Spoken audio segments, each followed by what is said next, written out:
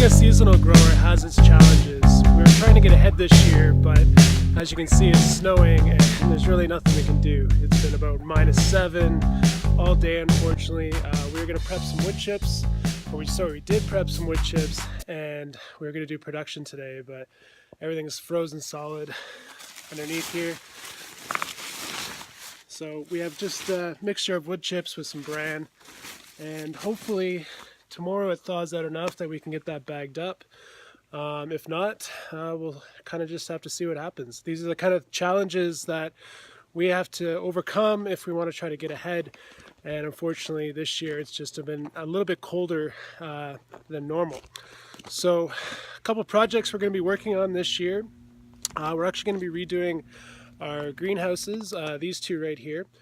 I was wanting to come up with a better way to grow our mushrooms, and two of the problems that we've had is that we get a lot of sun exposure in the spring on the far side of the greenhouse, and we actually have to move the shelving a little bit further towards the misting fan so that the sun doesn't actually dry out our mushrooms. So actually to solve that problem this year, we're going to frame in the back walls either with some aluminum or steel fencing poles, and we're going to use Coroplast as our new walls, which should it'll be UV protected, and it should help block out a lot of the sun, but it'll also be a great wind barrier, and the greenhouse should be a lot stronger for it. We're also going to change these covers. So right now these covers is a plastic poly that comes with the kit, and after a couple years you actually get these little flakes of plastic that end up flaking on the mushroom as the tarp gets older. The tarps also have about a 2 to 3 year lifespan, and they start deteriorating.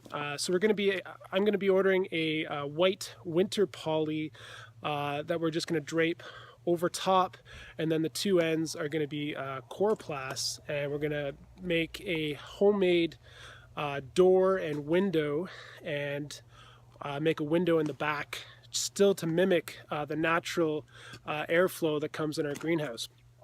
This greenhouse, you can see, has a tarp over it. I'm actually trying a winterizing our mushrooms this year, so in fall we put a bunch of blocks, about 700 blocks in there, and we let them freeze.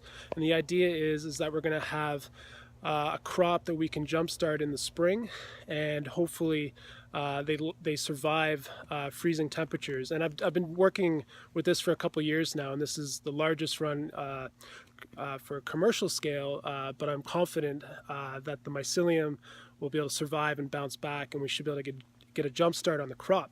So the tarp is really just to block out as much sun as we can, and hopefully the mushrooms are dormant, and then when we want to activate them, we're just going to take the tarp off, put our normal shade cloth on, start misting, cut some slits in the bags, and hopefully the mushrooms will start growing. So hopefully that happens in 2 weeks, and I can show you that. So I think today I'm going to sit down with a cup of coffee and read Joel Salatin's book, Fields of Farmers.